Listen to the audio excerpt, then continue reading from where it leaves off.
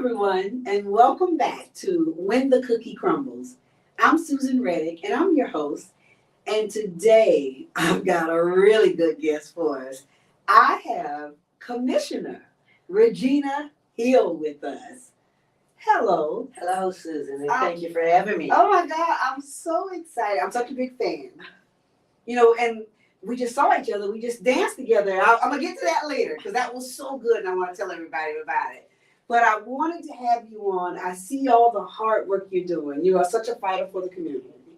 And I want to talk about who Regina, can I call you Regina? Sure, absolutely. I mean, you have worked very hard and you do your respect. So I just want to make sure that's okay. But I want to let people know who Regina Hill is. Yeah. So Susan, I pride myself on the work and not the title. And so I'm very comfortable with being called Regina. All right, okay. So tell everybody who the Regina Hill was, because before you were a commissioner, you were professional already. You were a nurse. So tell people about you, a little bit about you. Well, absolutely. I am Regina I. Hill, but I pride myself on being a little nagger-headed girl. We all are. From Tavares, Florida. I grew up in a very rural area. A country girl. Yeah, but that's on the country now. Yeah, it really was country. We had one stoplight when I grew up there. God. Okay. And my mother at that time migrated here from Tavares after a divorce from my father to go to college at that time. It's now UCF, but it was, I think, FIU or something of that nature for accounting. And so I was left to stay with my uncle and aunt. And then after she graduated, I moved here to the Paramore area where I was raised and matriculated through elementary school, Fern Creek, and then Howard Middle School, and then the Great Jones High. The Great Jones High. I wish I was the Jones High. Everybody wish they could, but we welcome everyone with open arms, right? And then went off to the military. Oh, military! Yeah, I didn't know that. Yeah, absolutely. So I'm a Navy girl. I'm Coastie. I'm a Coast Guard girl. Yeah. So actually, I was injured in my A school, which I was in air traffic control. That was my designated assignment, and came back to Paramore, and had some I would say some challenges, and then after overcoming many of the obstacles that awaited me when I came home from the military, went on to become a nurse, and then nursed for almost 25 years prior to becoming commissioner. That is amazing. All right, so what's really exciting to me is that so you represent the community that you grew up in. Yeah, actually, tell you how that happened, and that was why I came back to District 5. I was a homeowner over in District 6, Orange County. And as a nurse, I worked over at Orlando Health for about 13 years. And then I went into home care. And in home care, I would give flu vaccines towards the winter months. And I would do it for corporations for my agency.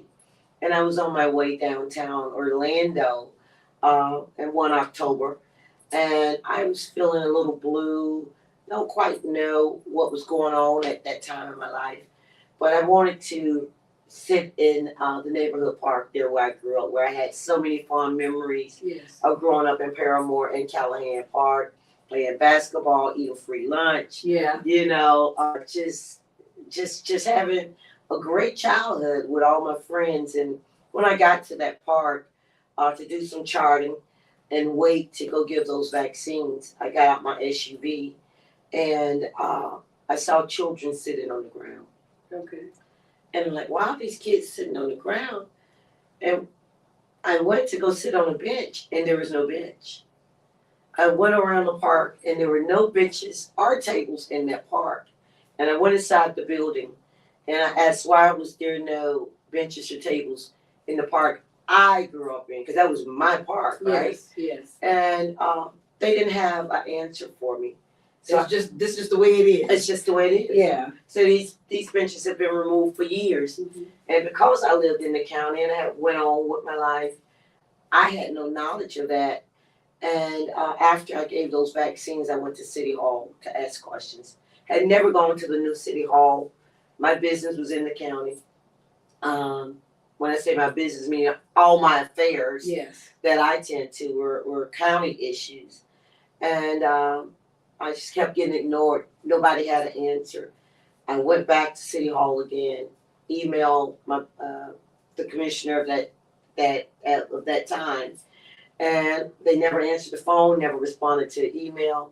Passed back by that park, children were still sitting on the ground. Even next door, which was a low income housing complex, you had almost 200 kids and families next to that park. Yes. So I recall people would do their repasses there, family reunions.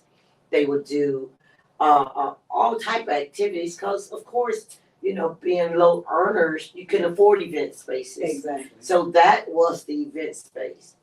And finally, I went back about the fourth time, and a gentleman was coming from behind these doors on the second floor.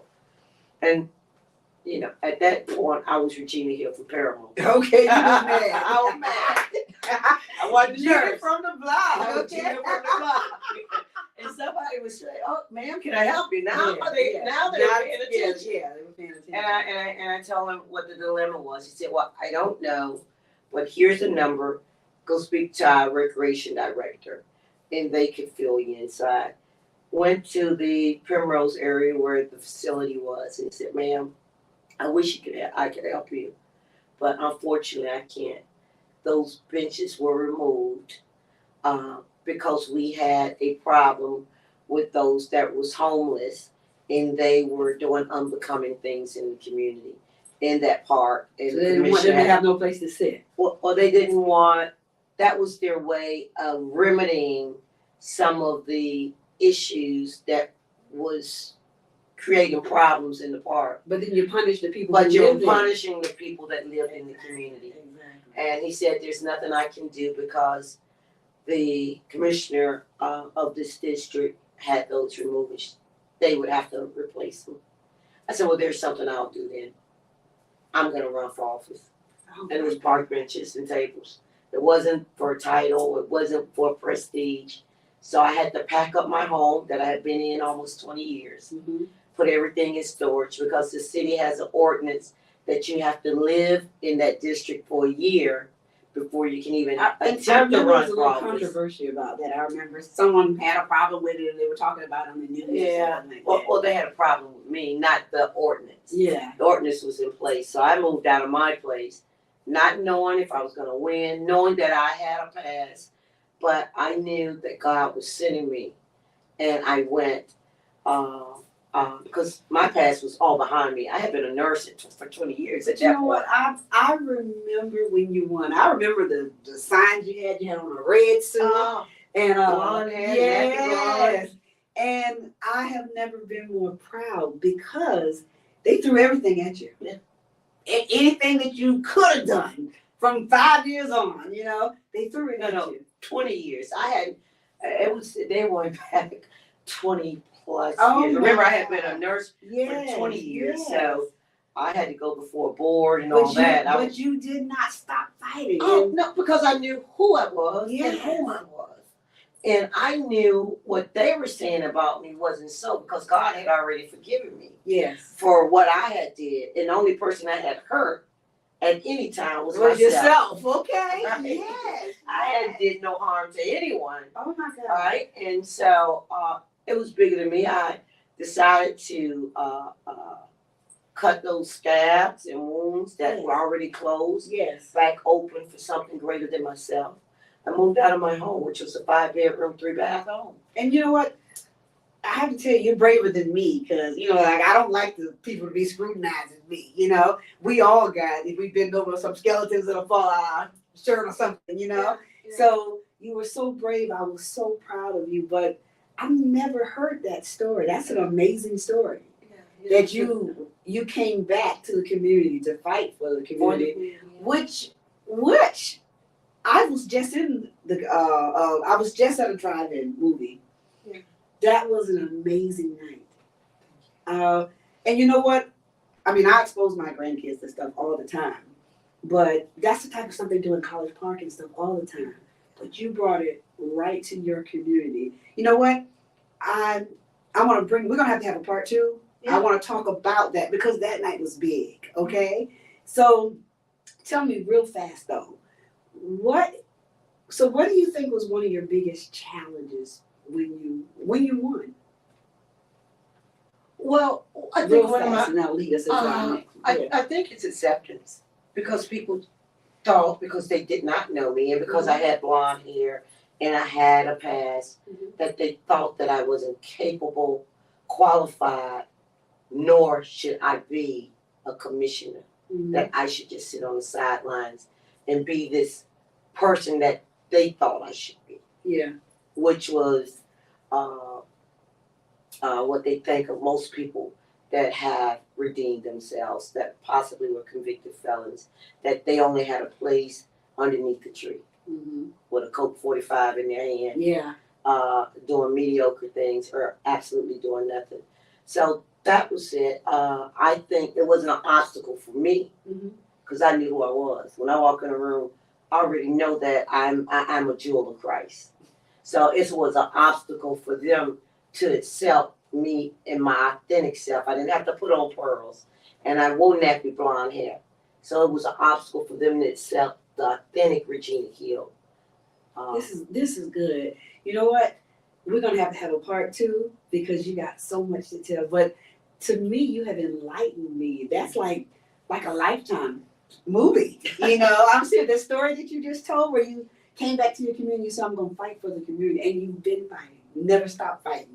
Very vocal. That's why I want to hear more about your story. Can you stay a little longer? Sure.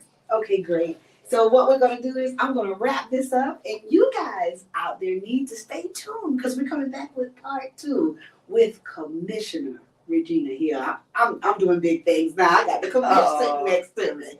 All right, so this is When the Cookie Crumbles. I'll see you next week on When the Cookie Crumbles with Commissioner Regina Hill. See you later.